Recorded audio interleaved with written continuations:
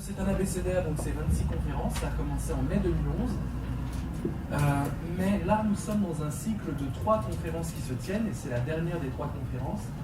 C'est le cycle optimisme, passion et QI. Dans l'optimisme, on a vu quoi, ce qui était là? On a vu que l'optimisme était une narration très pédagogique qui consistait à toujours miser sur l'onde de charme. L'onde de charme, l'onde de choc, on va beaucoup en parler dans cette conférence. J'espère que ça commence à être familier pour ceux qui me suivent depuis longtemps. Pour ceux qui sont tout nouveaux, il y en a, vous pouvez lever la main, ceux qui n'ont jamais... Oui, ah oui, donc, oui, d'accord. Donc, onde de choc, onde de charme, c'est assez simple à comprendre. C'est pas binaire, c'est pas naïf, c'est pas le positif c'est le charme et le négatif c'est le choc, c'est certainement pas ça. Le choc, l'onde de choc, c'est la propagation de la violence, de la destructivité, la propagation des rapports conflictuels, et c'est pas négatif en soi, il en faut, et vous en aurez peut-être dans votre monde. Et l'onde de charme, c'est la propagation de tout ce qui se construit, de la créativité, d'une certaine forme de douceur, d'ouverture. Évidemment, comme ça a l'air positif, mais dans certains contextes, l'onde de charme n'est pas spécialement opératoire, efficace. Voilà, onde de choc, propagation de la violence, onde de charme, propagation, on peut dire de l'amour au sens métaphysique, mais ça paraît un peu mièvre et désuet. On va dire propagation d'une certaine intelligence, j'ai envie de dire, d'un certain tact dans les relations, d'une certaine ouverture d'esprit. Donc l'optimisme, on a vu que c'était une narration, ça passait toujours par un discours assez éloquent pour gonfler d'optimisme les autres, pas pour soi-même et les autres, un discours qui consiste à mobiliser notre foi, nos espoirs, en disant si tu mises sur l'onde de charme, elle va l'emporter un tout petit peu sur l'onde de choc à l'avenir. L'optimisme de quelqu'un qui révise pour avoir un examen scolaire, c'est celui qui dit mes efforts présents vont être récompensés parce qu'à la clé il y aura de la joie, il y aura une victoire, il y aura d'autres opportunités grâce au diplôme que je vais obtenir. Donc dans son optimisme, il y a toujours cette notion d'onde de charme l'emportant. Dans la passion, qu'avons-nous vu? On a vu 4 choses dans la passion. On a vu en détail 2 gains et 2 pertes. Les 2 pertes, c'était quoi? La perte d'équilibre, la passion, c'est ce qui me déstabilise, c'est ce qui me trouble, c'est ce qui me fait perdre un peu les pédales. Une perte, évidemment, de maîtrise de soi, corrélative. Dans la passion, je ne me maîtrise plus, il s'agit d'une addiction, ça m'emporte, ça m'enfière, je ne suis plus maître de moi-même. Et puis on a quand même 2 gains dans la passion, on l'a bien réhabilité, je pense, la dernière fois. On a un premier gain qui est évidemment un gain de ferveur. C'est pas mal dans les temps un peu moroses que nous traversons.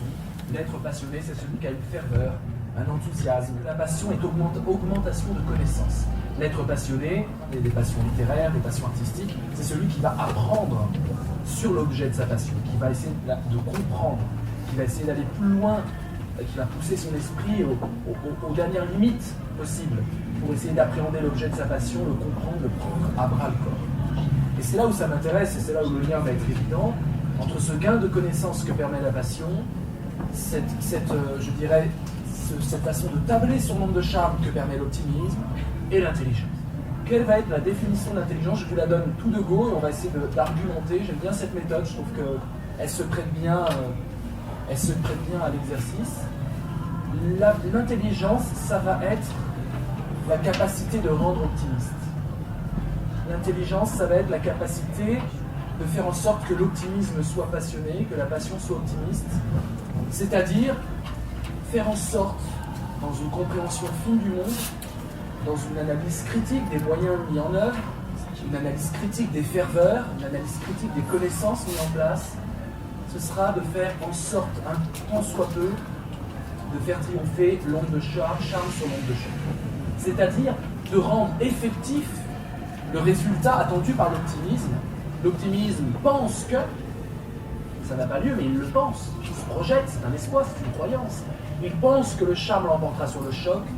Eh bien, je définirai l'intelligence comme ce qui, concrètement, permet effectivement, ou affectivement, mais en tout cas réellement, que le charme l'emporte sur le choc. Donc c'est pour ça que le 3e point, c'est la mise en œuvre pratique, et la passion va être un grand recours, comme augmentation de connaissances, et comme, je dirais, ferveur de l'intelligence, pour faire en sorte que l'optimisme ne soit pas simplement une vaine croyance, mais qu'il ait des résultats pratiques. C'est très critiquable, puisque c'est une thèse assez nouvelle que je vous donne comme ça. Donc on va essayer d'entrer dans une réflexion. Et je vous rappelle que l'intitulé de la conférence n'est pas l'intelligence, mais QI. C'est pas simplement pour satisfaire la nécessité impérieuse et alphabétique de l'abécédaire. Vous allez mettre Q. Non, ce n'est pas que ça, je vous rassure. C'est fondé, ce sera une conférence sur le QI, c'est-à-dire les mesures d'évaluation.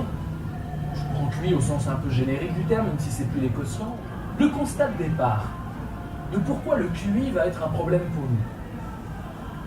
Le constat de départ, c'est quand même qu'on est dans une mondialisation aujourd'hui, pas forcément de l'intelligence. Pas forcément de cette ouverture d'esprit que vous sentez poindre dans la définition d'intelligence. Pas forcément de l'onde de charme. Bien sûr, il y a 1000 tentatives qui sont faites pour reconnecter les êtres humains, pour qu'ils aient une pleine satisfaction et une pleine signification de leur existence. Mais la tendance globale, je reste vague un peu de façon volontaire, c'est quand même une généralisation et une mondialisation de l'ignorance et une mondialisation de la bêtise. La tendance générale qu'on peut constater, c'est pas forcément une bêtise qui serait quantifiable par un test de QI, c'est une bêtise beaucoup plus profonde et beaucoup plus grave. Une bêtise dans les relations humaines. Une bêtise dans le bon sens qu'on pouvait mettre avant dans ces relations humaines à certaines échelles de culture, à certaines échelles, je dirais, d'humanité. C'est ce qu'on pourrait appeler une énergie qui parasite nos intelligences individuelles. Une énergie qui nous stresse, une énergie qui nous déprime. Et les chiffres de la médecine sont là pour corroborer ce que j'avance. Une énergie délétère.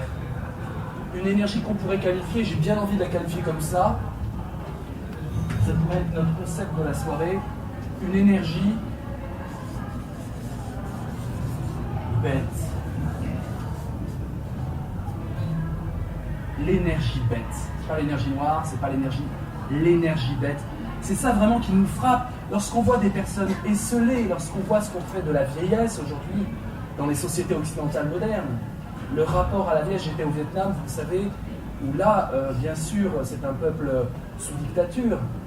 Donc la dictature est terrible parce qu'elle est anticulturelle. Il n'y a pas de culture vietnamienne, ça n'existe pas. Il y a une culture, bien sûr, des campagnes et traditionnelle, mais la culture d'aujourd'hui est totalement réprimée. La force du nom est totalement absente, est totalement, je dirais, abolie. Et sans le nom, il n'y a pas de jugement critique véritable, sans cette capacité de s'insurger par rapport aux évidences. L'énergie bête, l'esseulement généralisé, la déliquescence des liens sociaux qui fait qu'on est dans une sorte d'ultra-performance compétitive et qu'on se croit intelligent pour cela. On se croit intelligent aujourd'hui. Regardez les gens qui sont dans l'arrogance de leur intelligence. L'énergie bête, qu'est-ce que c'est? Regardez un peu dans la feuille que je vous ai donnée. Vous avez le mot énergie déjà qui est écrit et qui est au centre de ce carré. Ce carré va nous préoccuper longtemps. J'espère que ça va nous passionner. Ce carré, tous ceux qui jouent à mon jeu philosophique, le jeu du Phénix, le connaissent par cœur. On appelle ça le monde dans le système du jeu du Phénix. Et c'est la première conférence où là vraiment je cite explicitement ce jeu. Jusque-là, je me suis vraiment tenu. Je vous ai évoqué vaguement qu'il y avait un jeu qui existait. Là, je vais tous vous y mettre à ce jeu. Donc on est en plein dedans. Regardez l'énergie, c'est ça qui est intéressant. Elle est à la croisée de deux formes d'intelligence qu'on va développer tout à l'heure. La première, c'est l'intelligence relationnelle. Lorsque je parle d'énergie bête, je parle d'une bêtise dans l'intelligence relationnelle. Je parle d'une carence dans l'intelligence relationnelle. Qu'est-ce que c'est l'intelligence relationnelle? Comme son nom l'indique, c'est l'intelligence des liens. Fait avec votre entourage, fait avec des gens que vous pouvez rencontrer. Contrairement à l'intelligence sociale, vous n'êtes pas obligé de rencontrer les gens. Dans l'énergie, dans l'intelligence relationnelle, il y a véritablement la possibilité d'entrer en communication avec les gens, d'avoir des objectifs communs, de coopérer, de collaborer avec les gens qui vous sont proches, d'aimer les gens, de faire famille, etc. Lorsque je parle d'énergie bête, je parle vraiment d'une carence dans cette forme d'intelligence qui, comme par hasard, n'est pas tellement évaluée dans les tests de QI et certainement pas à l'école. Vous n'avez pas à l'école de notes qui évaluent votre capacité d'entrer en lien avec vos camarades. Bien sûr, on vous dit indiscipliné, on vous dit cancre, on vous dit bordélique ou au contraire sage et obéissant par rapport à l'institution, donc au professeur.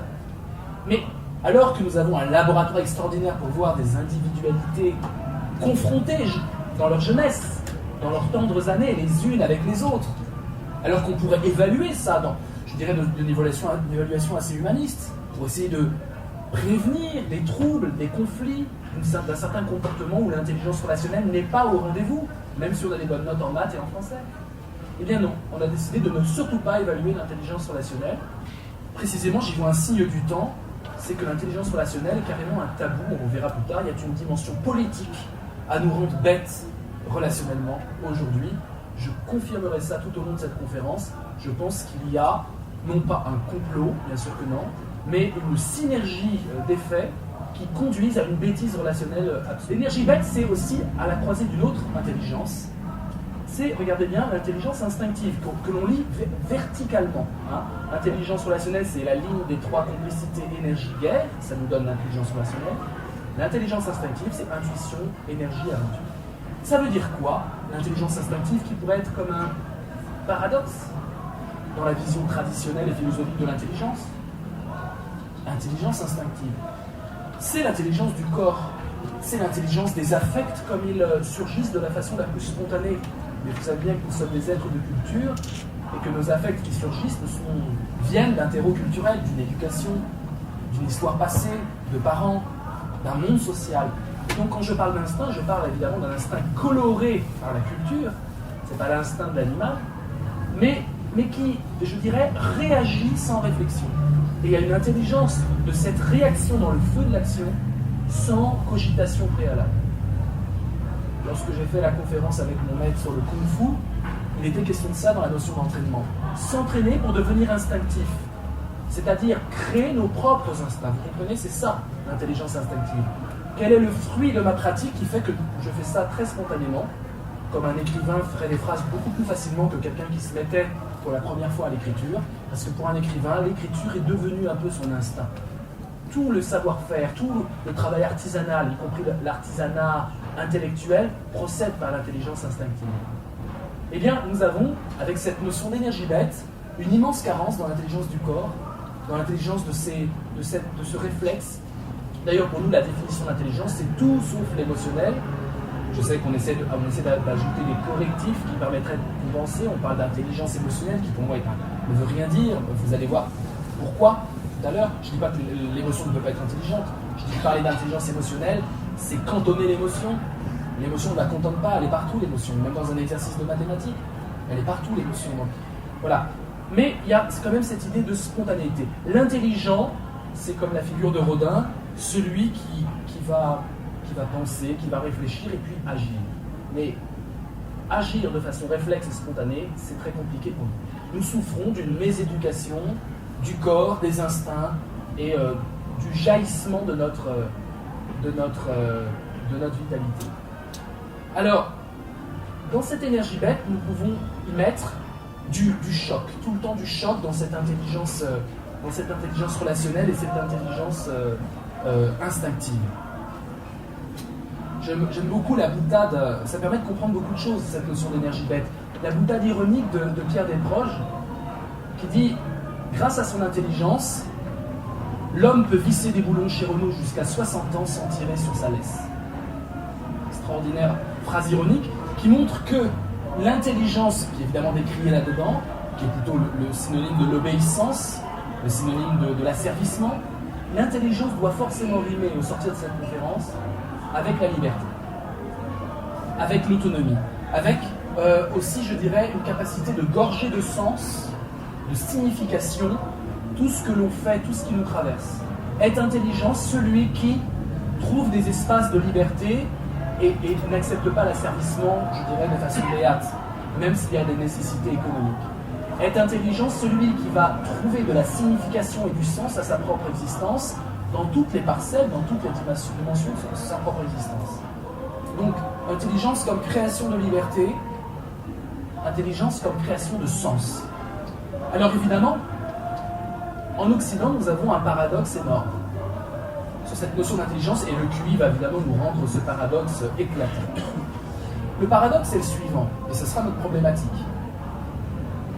Comment pouvons-nous être asservis, broyés, esselés, isolés les uns des autres, dans nos égoïsmes respectifs, par cette énergie bête, par cette vague, ce tsunami de bêtise au sens d'idiotie, d'être seul au monde, coupé des autres, coupé des liens, et à attendre un Deus ex machina qui nous sauve, un homme politique qui nous décevra toujours, des décisions venues de Bruxelles et d'ailleurs, qui évidemment ne seront pas les nôtres, une éducation venue d'experts en éducation, qui évidemment entreront en contradiction avec le bon sens le plus simple, une écologie administrative de façade et non pas un souci quotidien. Comment on peut être à la fois en Occident broyé par cette énergie bête, criblé par cette énergie bête, nous sommes même dedans, nous participons forcément de cette énergie bête, et en même temps avoir une inflation intellectuelle comme rarement dans une civilisation. Des débats, des philosophes, des conférences, du sens, on ouvre la radio, il y a du sens, une pensée libre qui jaillit, la possibilité d'apprendre sur Internet, d'apprendre les métiers des universités, une inflation intellectuelle qui va de pair avec une énergie bête. Vous voyez le paradoxe, il est assez simple, dit selon ces termes. Beaucoup d'intellectuels en Occident et pourtant une bêtise qui contamine l'espace social, l'espace intime. Et il y a 3 hypothèses pour essayer de répondre à ce paradoxe. La première hypothèse, c'est que les intellectuels, les experts, ceux qui sont maîtres intelligence, nous rendent de plus en plus bêtes. Hypothèse valable, théorique. Et effectivement, ça se tient. Ce système d'expertise qui veut résoudre les problèmes avec toujours plus de spécialisation, un jargon infernal qui nous coupe justement du peuple, ces experts qui parlent à la télévision, toujours les mêmes, blanchis sous le harnais, qui ont le savoir et qu'on doit écouter, et comme le savoir est tellement spécialisé qu'on peut participer à part se moquer d'eux, à part participer de cette énergie bête qui consiste à dire il est bête à la télé, énergie bête totale. Voilà un exemple d'énergie bête, celui qui se moque de l'expert à la télé.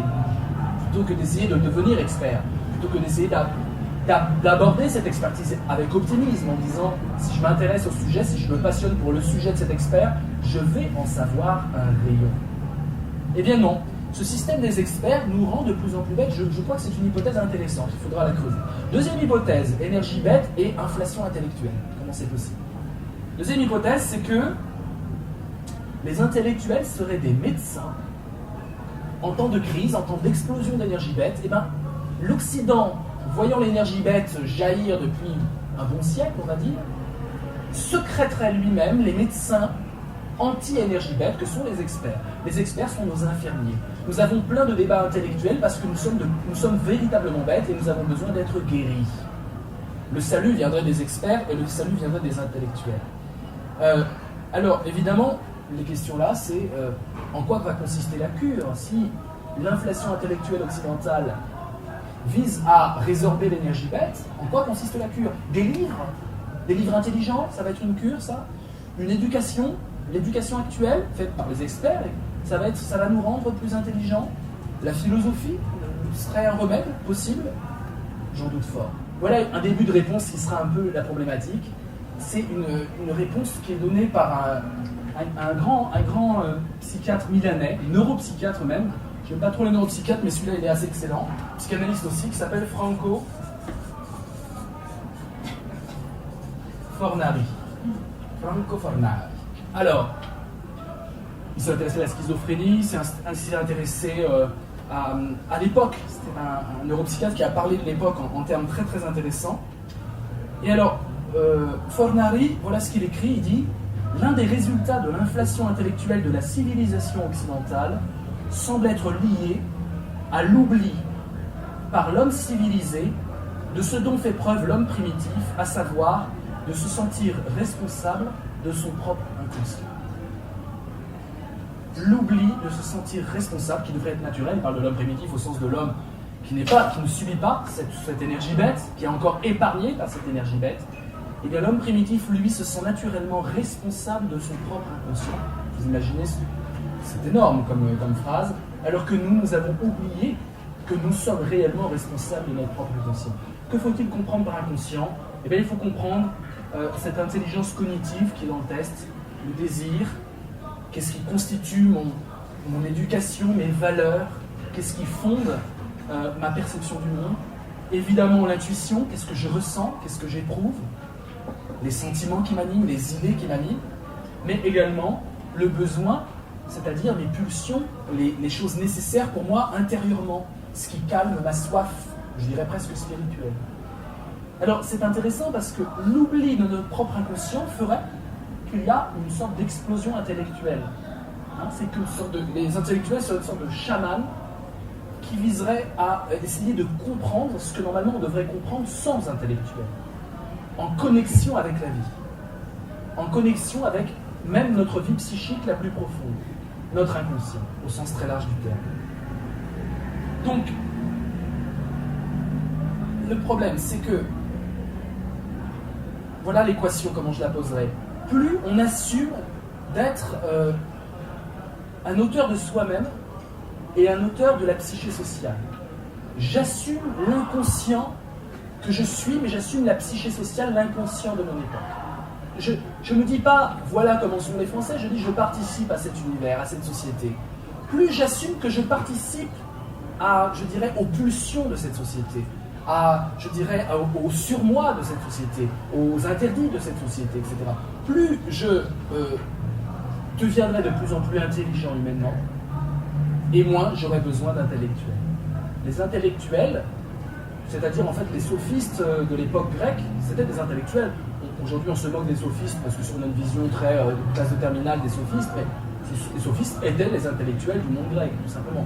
Bien sûr, on n'est pas philosophe quand on est intellectuel, philosophe c'est un truc à part, comme psychologue, comme c'est une spécialisation précise, mais on est intellectuel. Les sophistes grecs étaient des intellectuels, érudits, qui connaissaient les arts, qui avaient l'éloquence, etc. L'intelligence, donc, il faudra essayer de la penser en sens de responsabilité et de co-responsabilité intérieure, l'inconscient. Je suis responsable de ton inconscient, parce que nous sommes dans la même ville, dans la même classe, nous partageons la même société. La question de l'oubli de l'inconscient de notre société, elle se double d'une autre question, c'est pourquoi on oublie. Pourquoi on oublie notre inconscient? Pourquoi on oublie qu'on est acteur de l'inconscient de notre univers et de notre propre inconscient en tant que communauté humaine? Alors, je verrai plusieurs facteurs pour ça, j'en vois 4 au moins, que je vous livre de façon un peu charmante mais péremptoire. Bon, la première, c'est, et ça on ne l'a pas assez analysé, je pense que les historiens n'ont pas fini de faire leur travail, c'est la hantise du XXe siècle. Je pense que dans les sociétés contemporaines occidentales, il y a un non digéré, un refoulé, on pourrait dire en termes psychanalytiques, et le refoulé revient, c'est connu. Il y a un refoulé de ce XXe siècle qui a été vraiment le summum de l'énergie bête. Et là, vous voyez un peu ce que ça peut être l'énergie bête quand je mets en parallèle le XXe siècle.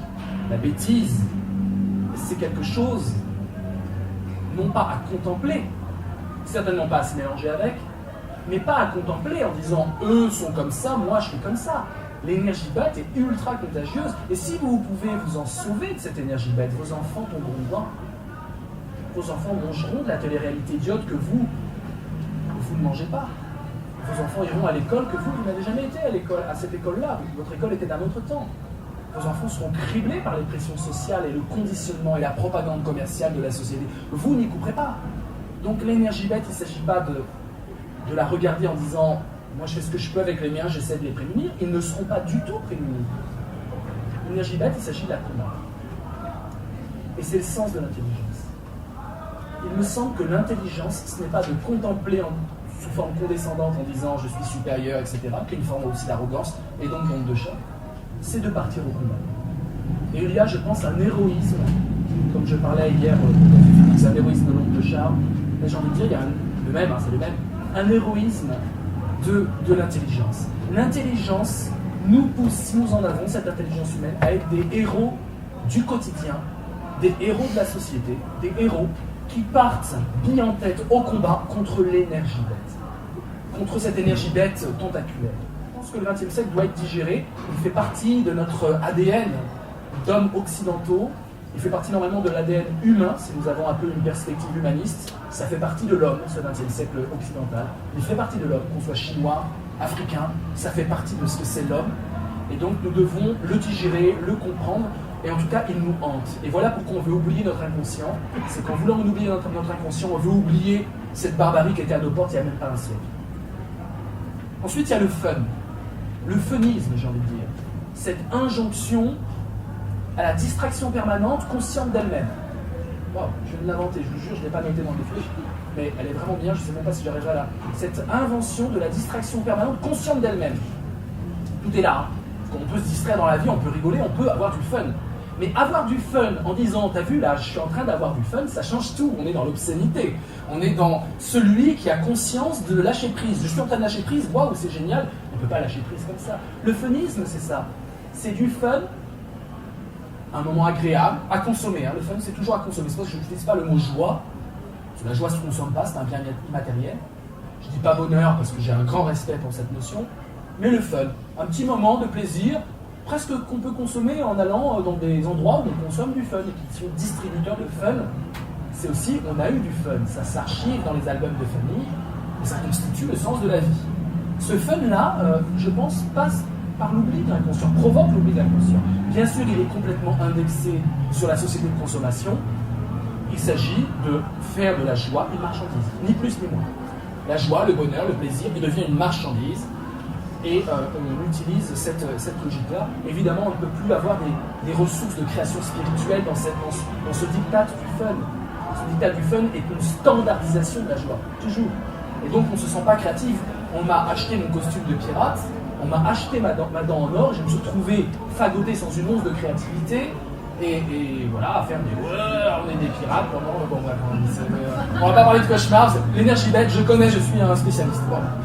Troisième point de cet oubli de l'inconscient, il y a bien sûr la science qui a remplacé la religion, on peut ne pas le déplorer, l'art, on peut le déplorer, la poésie, on peut le déplorer. Je vous rappelle une définition d'intelligence par Baudelaire, c'était la poésie, le poète, pour Baudelaire, est l'homme le plus intelligent du monde. Parce qu'il comprend les connexions dans la matière du vivant, c'est celui qui fait les correspondances, c'est celui qui fait les analogies. Il comprend comment un coucher de soleil peut évoquer un sentiment, comment le sentiment peut évoquer une politique, et comment la politique peut évoquer un tourment intime. Donc cette capacité de faire des analogies et des liens, pour Baudelaire, c'est la poésie et c'est l'intelligence suprême. Là, je pense que la poésie, il a vraiment aujourd'hui, simplement dans l'édition, regardez simplement l'édition des poètes aujourd'hui, à part ceux qui sont canonisés dans le but d'avoir un prix Nobel ou un prix X ou Y, il n'y a plus d'édition poétique. La poésie, il n'y a plus de théâtre poétique. Ça existe, il y a des résistances, bien sûr, mais c'est très très très mis à mal. Aujourd'hui, l'inflation, c'est des livres de cuisine, avec la petite spatule en bois dedans. Énergie bête, vous me faites rire, énergie bête par excellence. Pratique utile. Tu lis pour apprendre des recettes qui vont te servir. Tu lis parce que ça va te servir, c'est fonctionnel. Dès qu'on réduit la moindre dimension créatrice et poétique à du fonctionnel, on est dans l'énergie bête. On pourrait presque définir l'énergie bête comme une réduction systématique au fonctionnalisme, à ce qui sert, à ce que c'est utile. Et une éducation des enfants qui consisterait à dire tu dois apprendre parce que c'est utile, ce serait une éducation bête, énergétiquement bête. Et quatrième point, évidemment l'éducation en nous vient, nous sommes dans une éducation totalement anti-création. Anti-création. Le but est surtout de produire des individus qui sont capables d'aucune once de créativité. Ceux qui sont rebelles et qu'on a un peu, on les envoie direct dans la pub. Tu vas faire de la pub, t'es créatif. Donc, l'énergie bête, même, ça arrive à les manger. J'ai pu, quand j'étais professeur de philosophie, verser beaucoup de larmes quand je voyais mes meilleurs éléments foncer tête baissée dans la pub. Parce qu'à force de manier du concept, etc., il se disait, alors évidemment, comme cynique, il se disait, oui, mais monsieur, parce que c'était très politique mes cours, hein. Oui, mais monsieur, je vais intégrer le système pour subvertir le système à l'intérieur. Une fois que je serai dans la pub, je vais changer la donne. Il faudrait que je fasse un petit test là, à mes anciens élèves, on verra ce que c'est donné. Mais grâce à l'endettement, grâce au système économique, on arrive à broyer évidemment même ces individus-là de façon très simple. La créativité et la création est mise à mal. C'était notre conférence C'est comme création pour ceux qui étaient là, qui pour moi reste une des plus fortes conférences. À part celle-ci qui commence très très bien, on va voir où ça va aller. Eh bien, écoutez, c'est simple, on apprend à écrire aux enfants plus ou moins avec des fautes d'orthographe, on n'apprend pas aux enfants à être écrivains. Ça pourrait s'apprendre à être écrivain. Je vous garantis que des bons ateliers d'écriture et un peu de joie, d'optimisme et de passion, ça fait de vous les écrivains. Ah, il faut de la passion, il faut bosser, il faut lire, il faut jour et nuit transpirer ça, mais c'est possible. Alors, la cause générale, la cause globale de cette énergie bête, c'est bien sûr, vous le savez bien, c'est l'orgueil, c'est l'arrogance, c'est l'égoïsme, tout simplement. C'est un égoïsme qui nous vient d'une civilisation de commerçants dans l'âme. Dans l'âme. Commerçants, j'ai rien contre. J'ai rien contre les commerçants qui savent commercer dans l'humanité. Ça existe. Même s'il faut marchander, même s'il y a de la négociation, même s'il y a de la rencontre. Mais on peut évidemment être terriblement inquiet pour la civilisation lorsque nous sommes dans une civilisation de commerçants dans l'âme. Et dans l'âme, ça ne veut pas dire vendre des choses, c'est se vendre soi-même. C'est apprendre, la télé-réalité n'est que cette école-là, apprendre à chacun à se vendre soi-même sur le marché du travail, apprendre à se vendre dans le moindre CV, apprendre à se vendre dans les relations avec son fils, avec sa fille, avec son épouse. Des commerçants dans l'âme. Évidemment, dans cette énergie bête, on retrouve cette notion de bénéfice qu'il faut tirer de tout. L'énergie bête qui réduit tout au fonctionnalisme, cette absence d'intelligence humaine, précisément, c'est la publicité qui le donne. C'est l'obsession des bénéfices. C'est la manipulation ambiante. On a fait une conférence là-dessus avec Marc. La manipulation qui aussi contamine tout. L'arnaque généralisée, commerçant dans l'âme, c'est comment je vais arnaquer mon semblable, quand même, dans l'âme. Alors, j'y vois clairement un esprit bourgeois inculte. Ou clairement, c'est l'esprit bourgeois de tout ce que je n'aime pas, c'est-à-dire le stock, la gestion, les émotions mises de côté, bourgeois au sens des années 70, ne vous sentez pas visé en fonction de votre revenu. Et si vous êtes là, c'est que vous, à mon avis, vous êtes un peu marginaux par rapport à cet esprit. Mais c'est totalement l'esprit bourgeois au sens de non-créativité et commerçant dans l'âme. Et puis un culte, parce que le bourgeois peut être extrêmement cultivé. Le bourgeois peut être un révolutionnaire, ça existe, ils ont fait déjà la révolution. Mais un culte, le bourgeois qui se contente de son stock, qui est magnifiquement mis en scène dans le dernier film de Claude Miller, Thérèse d'Esquerry, c'est ça ? Oh, quel beau film, allez le voir, parce que là vous avez une femme, c'est Audrey Tautou qui joue bien dans ce film, et vous l'avez confrontée à l'énergie bête, c'est Mauriac je crois, à l'énergie bête de l'époque, et à un mari qui est dans cette énergie bête totale, et ça c'est vraiment l'esprit bourgeois personnifié, c'est-à-dire tout au nom de la famille, et le sacrifice de ce qui compte de plus vital et de plus créatif pour nous-mêmes. C'est la barbarie, cette énergie-là. C'est une forme de barbarie relationnelle, une barbarie instinctive, et c'est un oubli évidemment de l'intelligence de l'autre. Le QI fait culminer cet oubli-là. Le QI, le test de QI et tous ces avatars, tels qu'ils sont utilisés, je ne parle pas des tests en eux-mêmes, je parle de l'utilisation mercantile du test, à des fins de mesure et de tri social et de sélection sociale. Le QI, évidemment, c'est une véritable aubaine pour les marchands, pour les commerçants, pour la logistique humaine, la gestion des hommes. Oubli de l'intelligence du corps, oubli des émotions. Évidemment, tout est à utiliser à des fins mercantiles, à des fins de profit.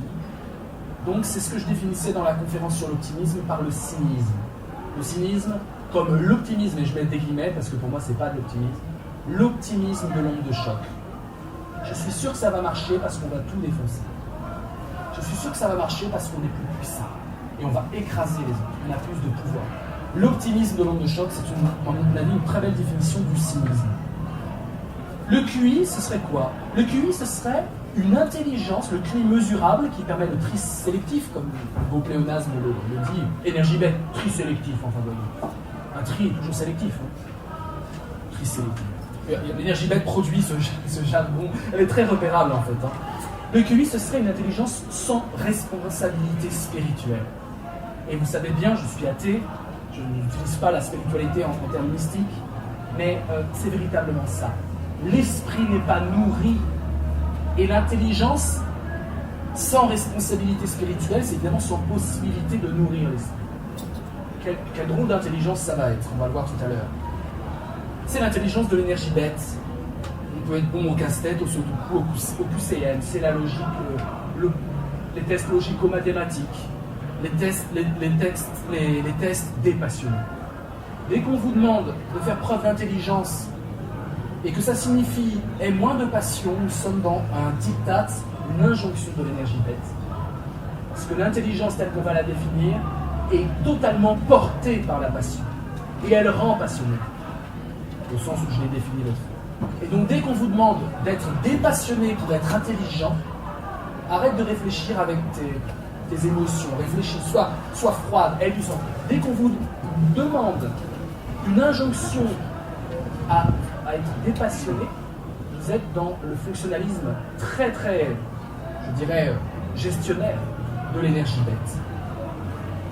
Alors, le QI, c'est d'abord l'histoire du XXe siècle.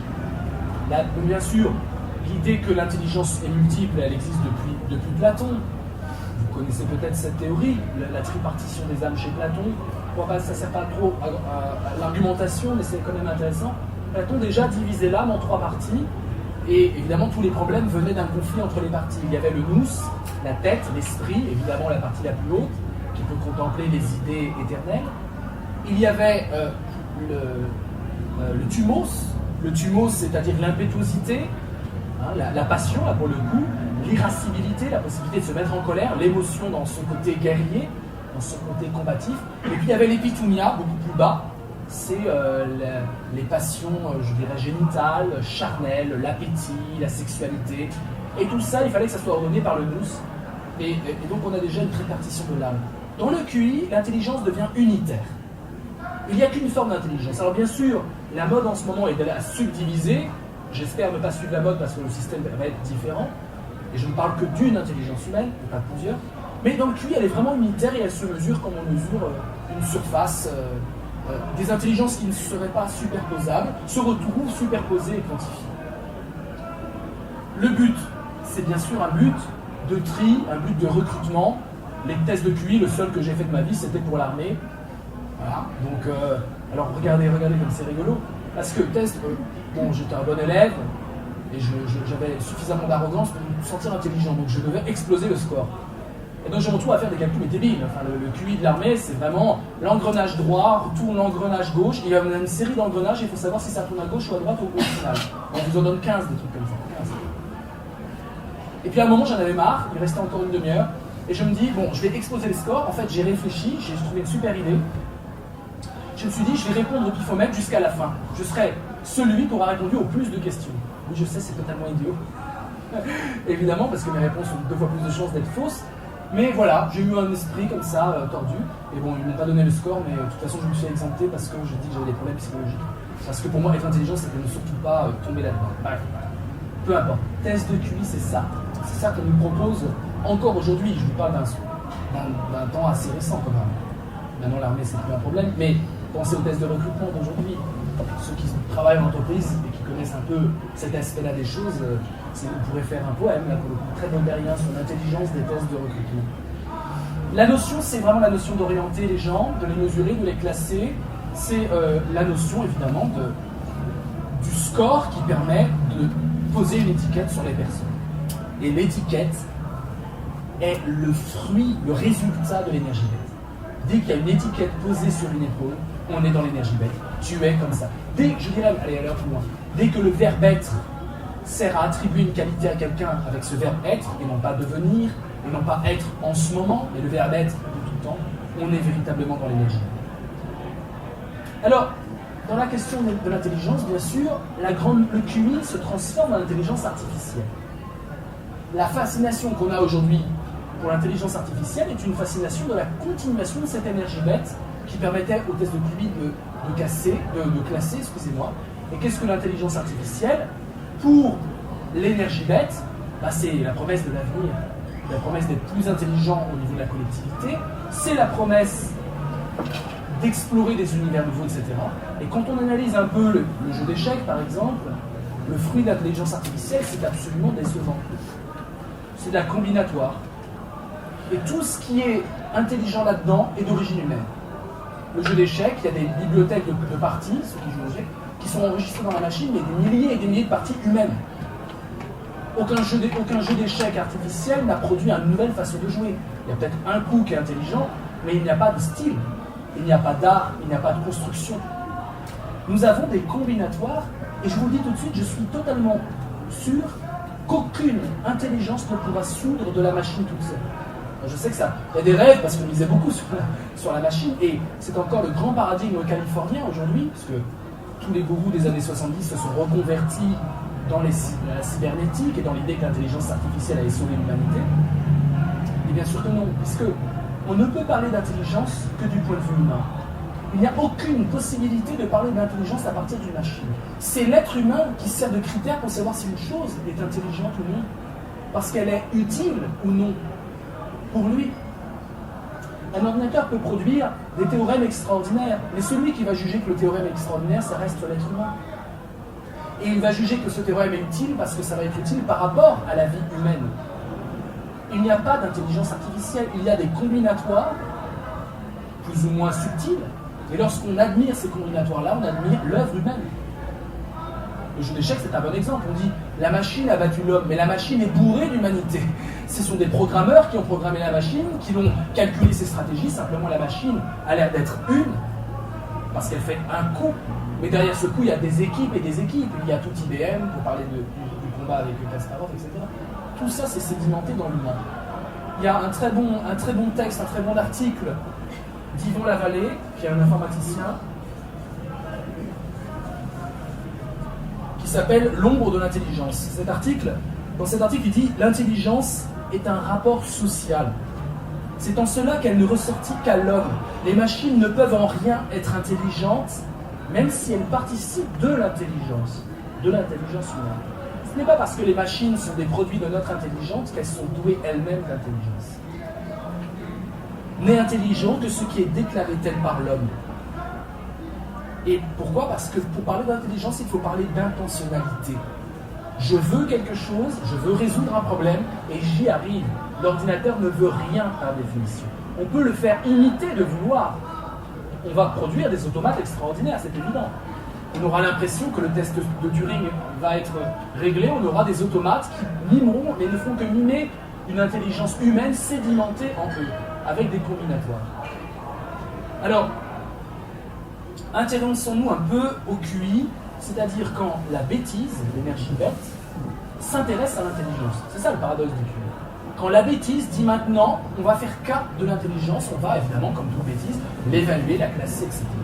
D'abord, je vous ai dit, c'est l'histoire du XXe siècle. Ça commence par, au début du XIXe siècle, par la phrénologie. PH, phrénologie. Qu'est-ce que c'est la phrénologie? Vous connaissez peut-être le terme. C'est la science, entre guillemets, science, s'il vous plaît. Elle est totalement... Alors, énergie bête en force, on va être à un élément. La phrénologie, c'est l'étude, je dirais, des zones cérébrales physiques. On a donc une tête phrénologique divisée en plusieurs zones. Là, c'est la zone des maths, là, c'est la zone du français. Et on analyse le crâne, les bosses. Et en fonction de cette analyse-là, on sait si l'individu est plutôt doué en mathématiques. Oh, nous, ça nous fait rire parce qu'on a totalement dépassé ce postulat. Il y a des localisations externes à l'intelligence. Voilà la phrénologie. Ça, c'est le 19e siècle. Et les savants de l'époque étaient totalement emballés. Emballés. Et la bêtise, comment elle peut être incarnée par des savants, c'est ce qui est intéressant. Et on va comprendre justement avec ces intelligences comment ça peut fonctionner. Il y a une idée qui a survécu aujourd'hui, qui existe peut-être dans votre tête à vous, c'est l'idée qu'il y a un lien entre des zones cérébrales et des fonctions cognitives, intellectuelles. Ce lien, je vous le dis tout de suite, il n'existe pas. Il n'y a pas de lien, il n'y a pas de zone du langage, il n'y a pas de zone du plaisir. Je suis désolé de casser ce qui se dit dans les magazines féminins dès qu'il y a des scientifiques invités, mais on ne peut plus assigner une fonction cérébrale à une zone du cerveau. C'est la science moderne qui nous l'a montré. Il y a des connexions, il y a une plasticité cérébrale qui met en connexion des parties totalement éloignées la plupart du temps qui sont dans le cerveau. Mais l'idée a survécu que le cerveau peut être stratifié en zones et que certaines zones correspondent à certaines activités. Une idée totalement aujourd'hui dépassée. Après la phrénologie, on avance un peu dans le siècle, il y a Paul Broca. Et Paul Broca, lui, il s'intéresse vraiment à la craniologie. Lui, ce qui l'intéresse, c'est pas tellement de localiser les zones extérieures dans le cerveau, c'est de mesurer les cerveaux, le poids des cerveaux. Avec cette équation d'une bêtise immense, c'est que plus le cerveau est gros, plus l'individu va être intelligent. Mais là aussi, toute la société savante de l'époque s'est totalement emballée par cette idée qu'il faut peser les cerveaux, les mesurer, essayer de supposer quand c'est des individus vivants, c'est compliqué de savoir le poids du cerveau, et bien de peser les cervelles, etc. C'est stupide et c'est raciste, bien sûr. La finalité, c'est de prouver que les Noirs sont moins intelligents, que les enfants sont moins intelligents, que les femmes, évidemment, sont beaucoup moins intelligentes. Ce que Paul Broca ne savait pas de son vivant, c'est qu'il avait un cerveau de 1 kg 424 grammes. Ce qui est un tout petit peu plus que la moyenne. Donc vraiment pas de quoi pavoiser, et ça de son vivant, il ne pouvait pas le savoir.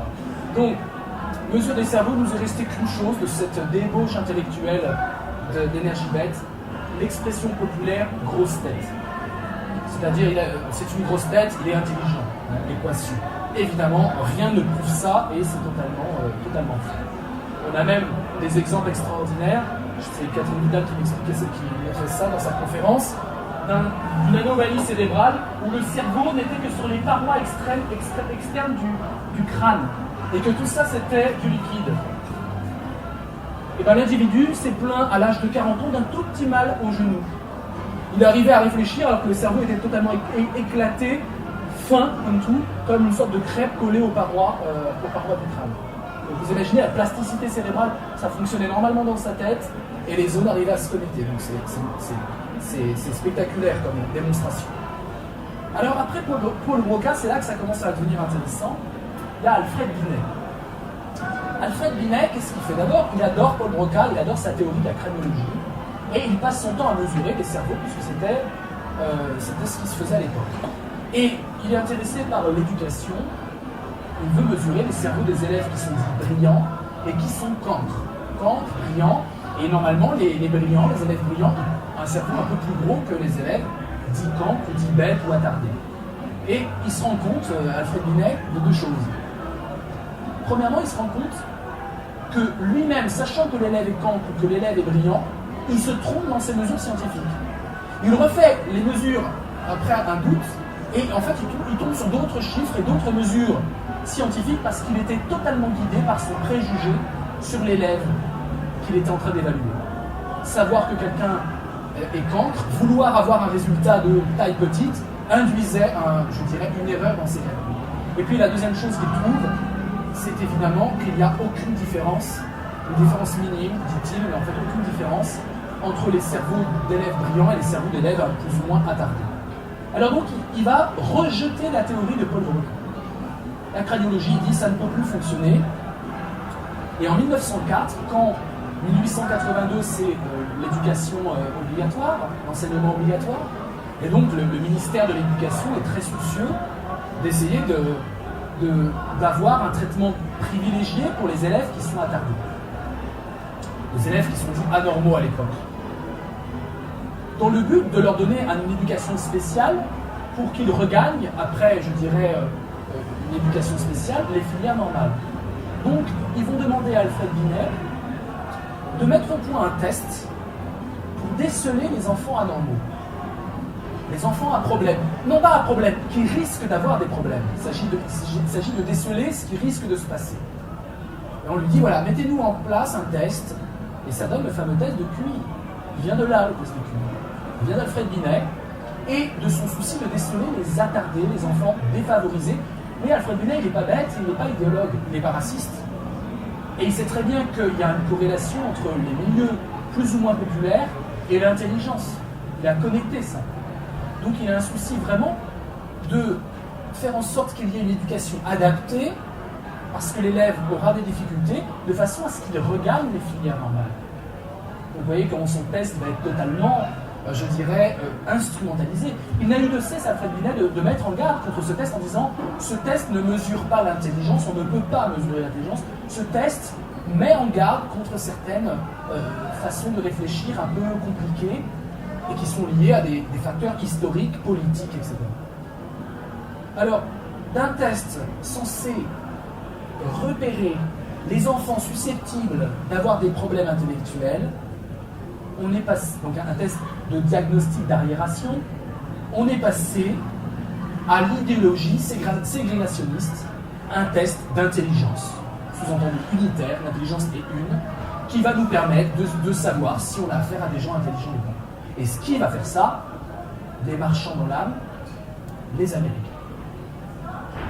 Les Américains vont s'emparer du test d'Alfred Binet, vont dire Eureka, on a trouvé, c'est le test de l'intelligence. On passe d'un test pour déceler les enfants anormaux à un test qui évalue l'intelligence. Et donc, Binet, qui était à l'opposé de toute une idéologie ségrégationniste, on sépare, qui voulait des structures d'accueil pour aider les enfants des classes défavorisées, eh ben, son thèse va être victime de son succès, et victime d'interprétations qui sont naturalistes. Hein, l'hérédité de l'intelligence, c'est une grande mode à l'époque. L'intelligence, ça se transmet de façon héréditaire. Il y a même un prix Nobel qui a dit que c'était évidemment des partisans de l'hérédité, évidemment raciste à l'époque, c'est-à-dire il était dysgénix pour ce qui veut dire genetically disadvantaged, excusez-moi l'accent français, génétiquement désavantagés, sous-entendu les noirs. Et donc il ne fallait surtout pas que les individus qui sont attardés mentalement, dans la conception de l'époque, c'est une conception totalement raciste, il ne fallait pas que ça contamine les autres, et donc l'intelligence devant passer d'un individu à l'autre, on va créer des banques de sperme de prix Nobel. Il a créé sa banque de sperme de prix Nobel. Le semaine de la bêtise, on est d'accord. Il y en a même qui ont créé des banques de sperme de QI plus de 180. Ça existe, hein, ça s'est formé très récemment. Voilà, donc cette croyance fondamentale qu'a l'énergie bête de se dire on va dans une logique eugéniste atroce. Alors aujourd'hui, bien sûr, le test a eu plusieurs modifications, on n'en est plus là, les mises en garde de Binet ont été mises de côté, et on est dans l'industrie du testing. Et dans cette conférence sur le QI, j'ai vraiment envie de parler de cette industrie multimillionnaire du testing. Le testing, tester les compétences, les QCM, qui est la façon qu'a l'énergie bête d'évaluer ce qu'elle appelle l'intelligence. Et évidemment, comme elle est contagieuse, l'énergie bête, toute évaluation de l'intelligence par l'énergie bête transforme l'intelligence en énergie bête. C'est formidable. Donc qu'est-ce qu'on a dans cette industrie? Alors d'abord, comment ça se passe? On prend le test de Binet, on fait 2-3 correctifs, et puis un Américain, Yerkes, durant la Première Guerre mondiale, arrive à persuader les militaires d'utiliser ce fameux test pour trier leurs troupes et pour prendre les soldats. Et bingo, ce test va être appliqué à 1 750 000 hommes qui vont être mesurés au niveau du QI et qui vont être classés et orientés selon les filières plus ou moins intellectuelles. Donc, grandeur nature et comble de la bêtise. Ensuite, toujours dans le monde anglo-saxon, quand je parle de marchand dans l'âme, je fais clairement référence à ce monde-là. Mais c'est une question de culture et surtout une question de, oui, je dirais de rapport au corps, de rapport à l'instinct peut-être. Le puritanisme, je pense, c'est une grande matrice de l'énergie bête, puisque en disant que nous sommes... enfin bref, on ne va pas s'étendre là-dessus. Je pense que... Enfin, je vous en parlerai tout à l'heure. Alors, nous avons Charles Spearman. Alors lui, son invention, c'est le facteur G. C'est pas le point G, c'est le facteur G. G comme General Intelligence. Pour lui, l'intelligence, c'est une seule chose, et ça se mesure avec le facteur G. Alors donc, voilà, intelligence unitaire, intelligence modifiable. Il vient de Londres, lui. Il est évidemment contré, parce qu'évidemment en Amérique, il y a des esprits éclairés aussi, par un intellectuel de Chicago, je vous passe les noms, c'est pas tellement important, qui lui va être l'ange exterminateur de Spearman en disant que l'intelligence est diverse. Et on peut très bien être bête dans un domaine, ou peu apte dans un domaine, et très compétent dans un autre. Donc on arrive avec une diversité. L'intelligence unitaire commence à se morceler, et celui qui va achever de morceler l'intelligence, ou le plus grand bien, je pense, de nos enfants, même si ça reste à désirer, c'est Howard Gardner.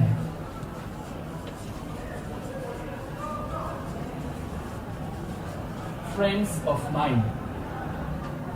Dans son livre, Howard Gardner distingue plusieurs formes d'intelligence.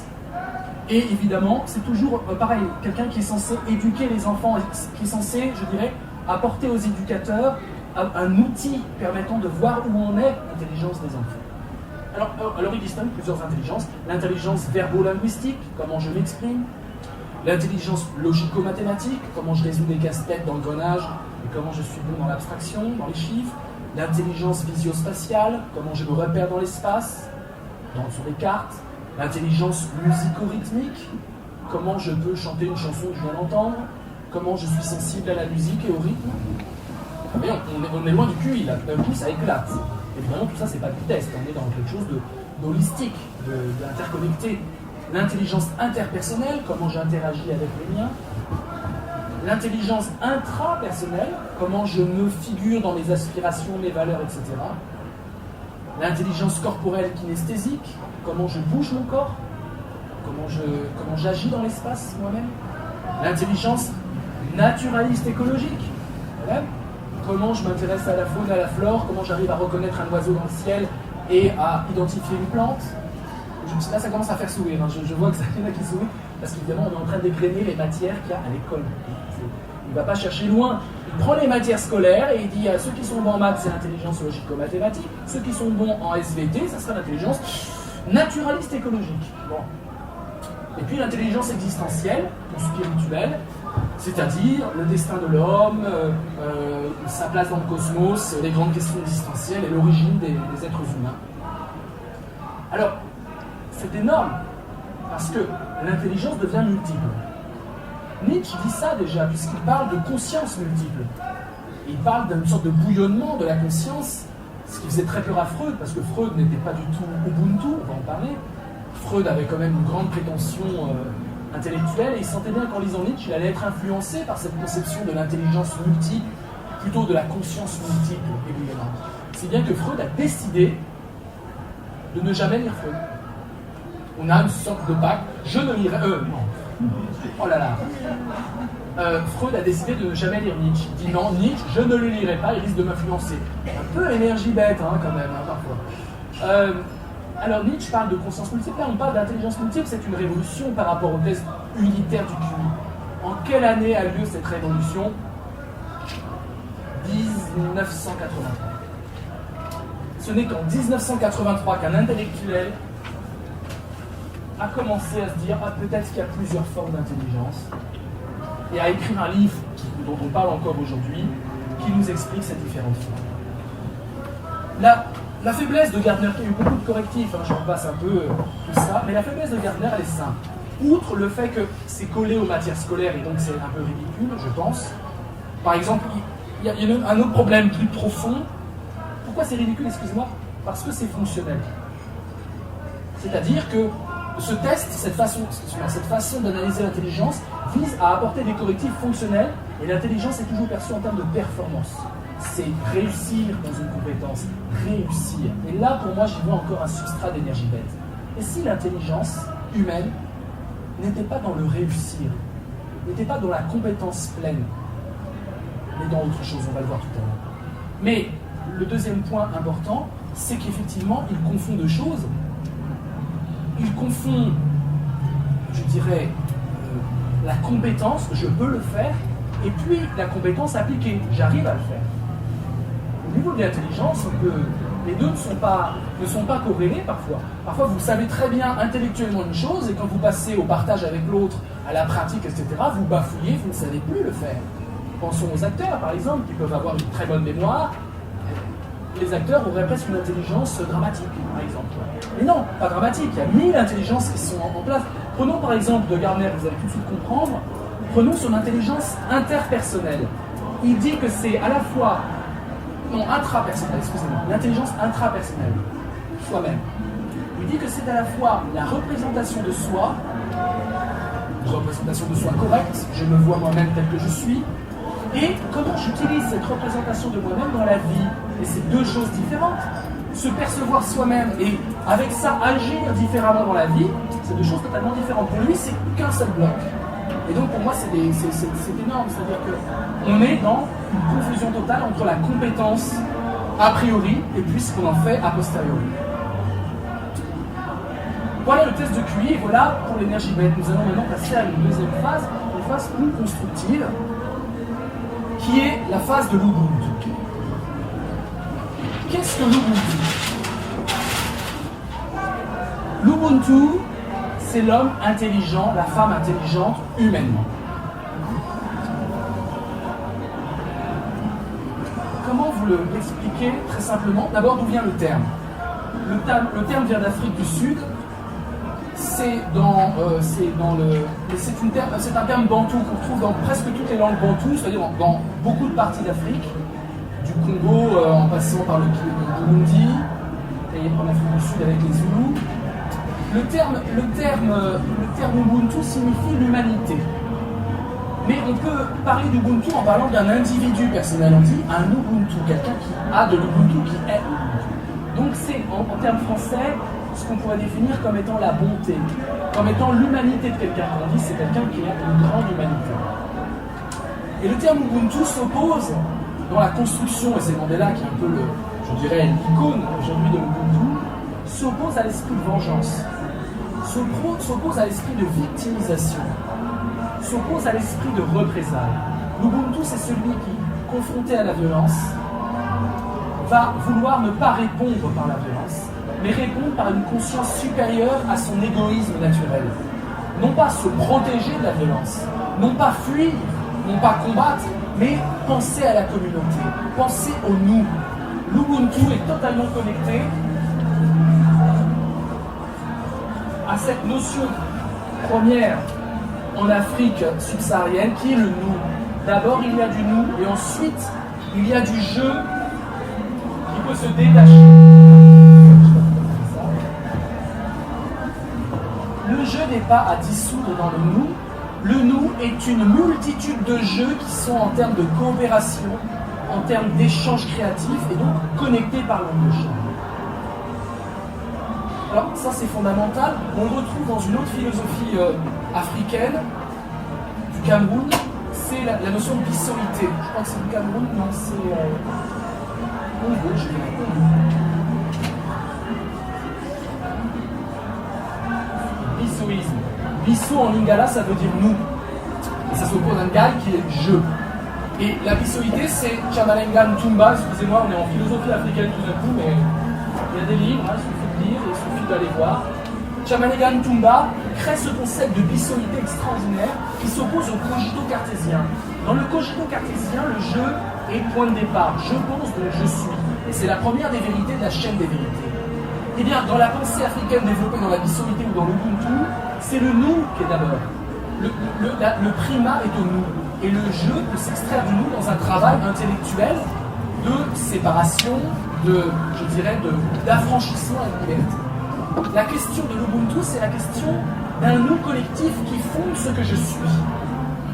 Et dans le proverbe, que je vais vous dire parce que je ne l'ai pas assez, dans ce proverbe zoulou, on a Ubuntu Ubuntu Ngabantu. Excusez-moi, j'ai sûrement des accents, mais sûrement des accents toniques, mais je ne les connais pas. Ubuntu Ngabantu, ça veut dire je suis ce que je suis grâce à ce que nous sommes. Quand je parlais de colibri, c'est exactement la philosophie colibri. Ils ne le savent pas eux-mêmes, mais grâce à cette conférence, ils vont commencer à savoir qu'il y a des origines africaines à cette philosophie. C'est cette notion que je suis ce que je suis, que corrélé, connecté affectivement, constructivement, productivement aux autres. Pour moi, c'est la sortie totale de l'énergie bête. L'énergie bête au sens d'idiotie, de solitude, et l'énergie Ubuntu dans le sens de ma pensée est interconnectée à la pensée des autres, ma liberté est interconnectée à la liberté des autres, etc. Alors, dans la constitution d'Afrique du Sud, lorsqu'il s'agissait d'arriver à la réconciliation après l'apartheid, le mot Ubuntu apparaît dans la constitution en disant nous avons besoin d'Ubuntu plutôt que de vengeance. Et ça a donné toute cette philosophie de l'amnistie individuelle. Tu dis toutes les fautes que tu as commises, toutes les fautes, tu es dans une démarche de vérité, c'est onde de charme, c'est violent mais c'est onde de charme quand même. Face, les bourreaux, les ex-bourreaux disent ce qu'ils ont commis comme exaction face aux victimes, aux ex-victimes, et il y a un pardon. Il n'y a pas de sanction pénale, il y a juste un pardon. Là nous sommes dans l'acmé de l'onde de charme. Le pardon, c'est un moment dans la vie où il y a une onde de choc et l'onde de choc se transforme en onde de charme. Beaucoup de religions le savaient, les véritables religions comme la religion catholique qui est anarchiste à la base. Le catholicisme est anarchiste à la base, à l'opposé du Vatican. Le christianisme, je dirais plutôt. Le christianisme est profondément anarchiste. C'est cette notion, notamment dans le pardon, absolument anti-hiérarchie. L'énergie, excusez-moi, mais je prends position, l'énergie bête, c'est justement cette volonté de hiérarchiser quelque chose qui est anarchique. Les rapports humains sont anarchiques. Regardez la différence fondamentale entre des fonctions et des rapports. Les animaux ont des fonctions. Les fourmis ont des fonctions l'une pour l'autre. Il y a la fourmi qui protège la fourmilière, il y a l'ouvrière. Ce sont des fonctions, ce sont des programmes. Et c'est valable pour tous les animaux. Mais nous ne sommes pas dans des fonctions. Contrairement au darwinisme social du QI.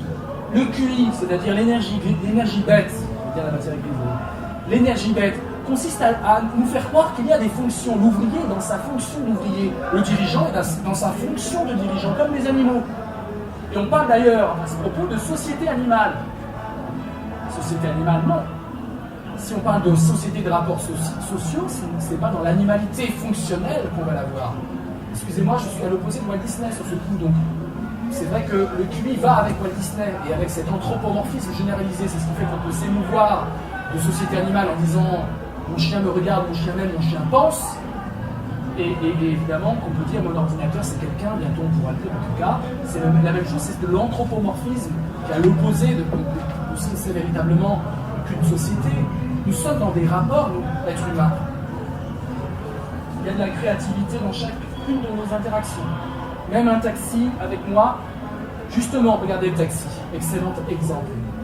Je l'ai pris comme une fonction, ce chauffeur de taxi. J'étais un abruti fini. C'était mon chauffeur de taxi, je le paye, il se tait et il fait ce que je lui dis. Là, je suis dans la brutalité darwinienne, au sens de darwinisme social, de la fonction. Tu as une fonction, tu dois la respecter. QI. Le QI donne des fonctions aux êtres humains. Le QI est là pour donner des fonctions. Et puis tout d'un coup, je ravale mon onde de choc, je suis dans l'onde de charme, et il y a une rencontre humaine qui a lieu, et je suis dans un rapport humain. Imprévisible. Non fonctionnel. Une rencontre humaine. Je sors totalement de la fonction pour être dans... Voilà, avec ça, vous avez l'onde de choc et l'onde de charme. Vous comprenez ce que je veux dire par l'onde de choc et l'onde de charme. L'onde de choc, c'est la fonction. Et nous sommes aujourd'hui, et notre président est totalement là-dedans, nous sommes dans une politique fonctionnaliste, même à gauche. La gauche devrait être là, normalement. J'ai fait G comme gauche, cette conférence qui est en ligne sur Internet, il y en a que 3 conférences en ligne. Donc G comme gauche, c'est en ligne sur Internet. Et en fait, ce que je dis, c'est de vélos. Quand je parle de vélos, c'est là, on est dans des rapports, dans l'élaboration. Là, on est dans le fonctionnel. Aujourd'hui, le QI est le paradigme de ça. Cette notion d'intelligence quantifiable vise à tous nous mettre dans des fonctions. Et il n'y a pas de liberté.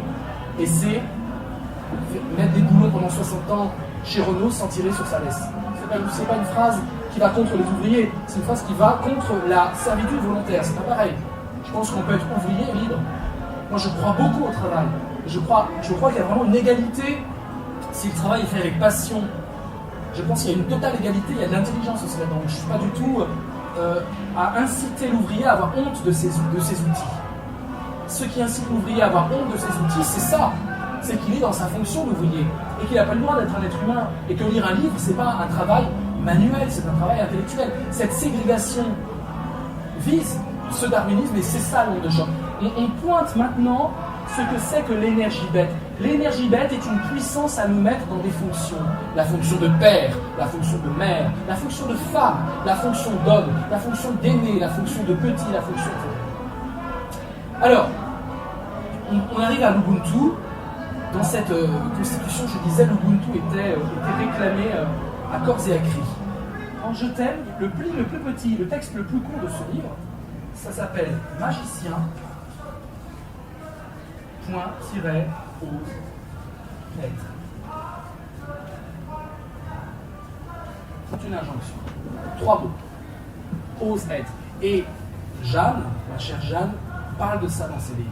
Oser être. Pour moi, l'intelligence de l'onde de charme, l'intelligence Ubuntu, l'intelligence créatrice connectée à toutes les sphères de l'existence, sociale, relationnelle, pratique, mais aussi morale, c'est une intelligence qui d'abord ose être.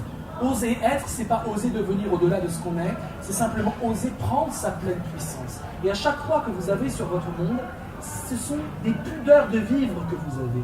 Ce sont des choses, des dimensions d'existence où vous n'avez pas osé être pleinement ce que vous êtes à cet endroit-là. C'est là-dessus, c'est comme ça qu'on peut constructivement réfléchir à ces croix qu'on a tous. Marguerite Yourcenar, qui est une écrivaine que vous connaissez sûrement, ne fait que référence au personnage et à cet intellectuel absolument pas connu, dont je vais vous parler, qui est pour moi la première philosophe de l'Ubuntu avant l'Ubuntu, la première philosophe de ce que je suis en train de décrire, d'une intelligence humaine interconnectée. Elle s'appelle Jeanne de Wittgenhoff.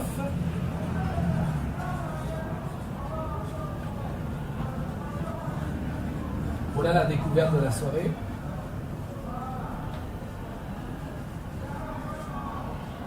Dans l'œuvre de Marguerite Yourcenar, elle apparaît tout le temps avec des noms différents, Jeanne de Réval, etc.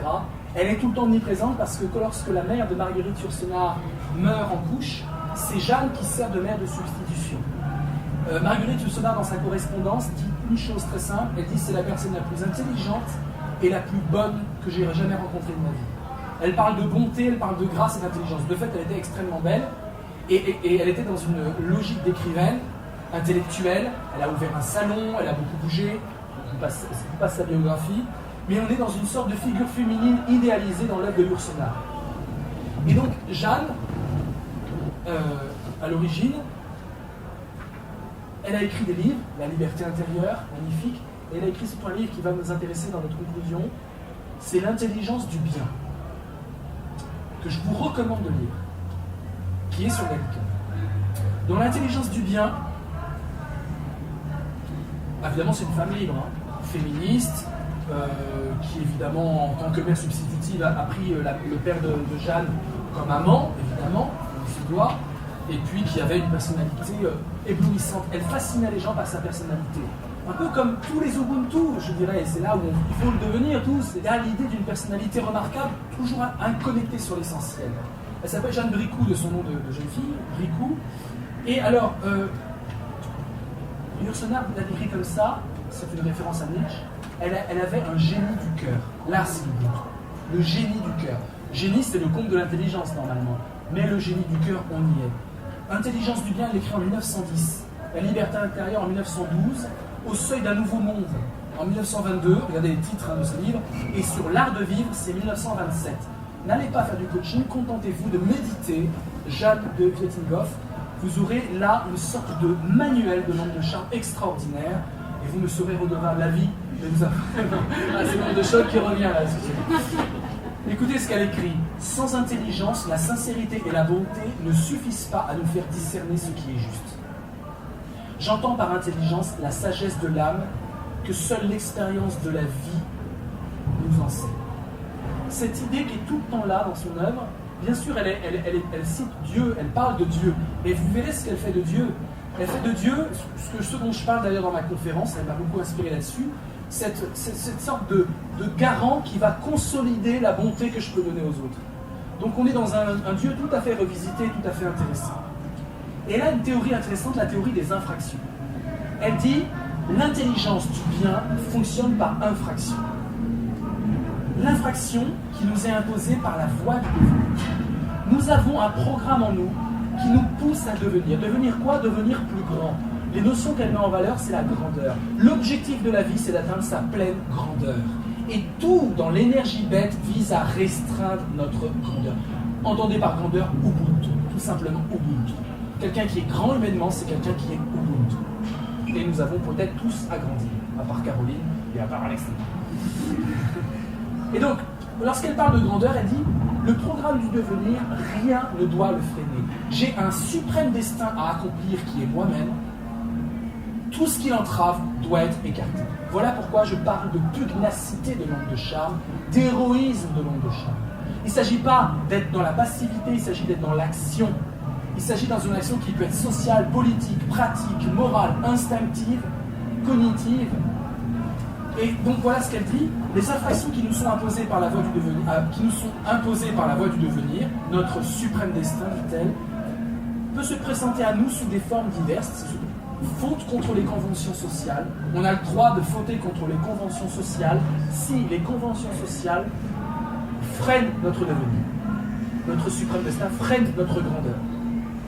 Émancipation de l'autorité paternelle, évidemment, elle écrit en 1910. Affranchissement de la morale courante.